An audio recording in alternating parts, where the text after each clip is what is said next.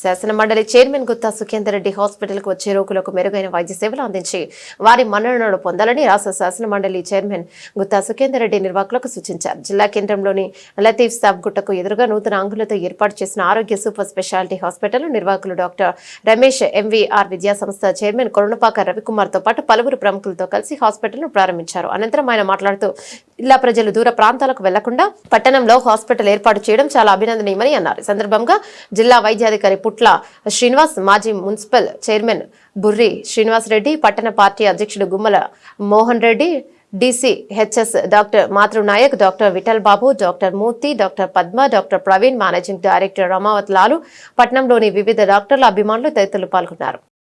నల్లగొండ పట్టణంలో clock tower వద్ద ఆరోగ్య సూపర్ స్పెషాలిటీ హాస్పిటల్ను ప్రారంభించడం జరిగింది.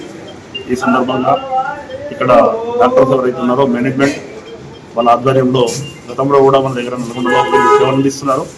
అదేవిధంగా నల్గొండలో ఉన్నటువంటి ప్రజలందరూ కూడా మంచి నాణ్యమైన ట్రీట్మెంట్ ఇస్తూ మెరుగైన సేవలు అందించాలని మనస్ఫూర్తిగా కోరుతున్నాను.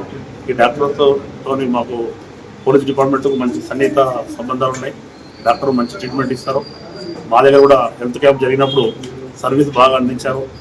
మనస్ఫూర్తిగా వాళ్ళందరినీ కూడా అభినందిస్తున్నాను. రాబోయే రోజుల్లో హాస్పిటల్ మంచి సేవలు అందించాలని కోరుకుంటూ హాస్పిటల్ మేనేజ్మెంట్కు ప్రత్యేకమైన ధన్యవాదాలు తెలుపుతున్నాను. Thank you.